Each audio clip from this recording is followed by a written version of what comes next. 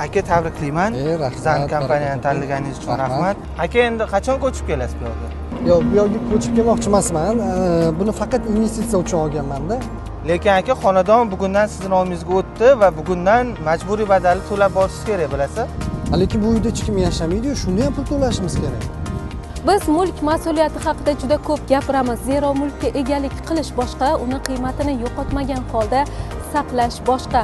Bugun ham e'tiboringizni muhim bir mavzuga qaratmoqchimiz.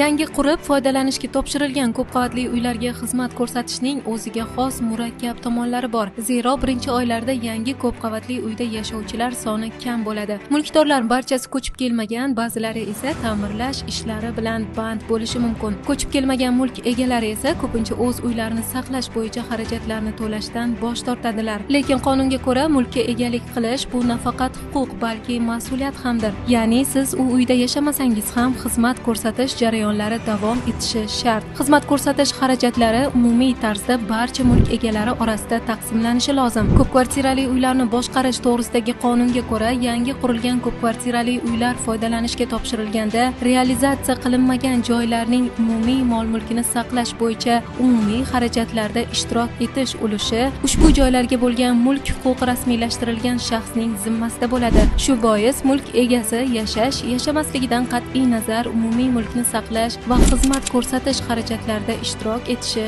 shart. Agar mulkdorlar o'z vaqtida to'lovlarni amalga oshirmasa, boshqaruv organlari yetarlicha mablag' to'play olmaydi. Bu esa xizmat sifatining pasayishi, tozalik va xavfsizlikka salbiy ta'sir ko'rsatishi mumkin. Shu o'rinda yana bir muhim jihat, agar yangi qurilgan ko'p qavatli uylarda hali sotilmagan xonadonlar bo'lsa, umumiy mulkni saqlash va xizmat ko'rsatish xarajatlarini quruvchi tashkilot bo'yniga olishi kerak.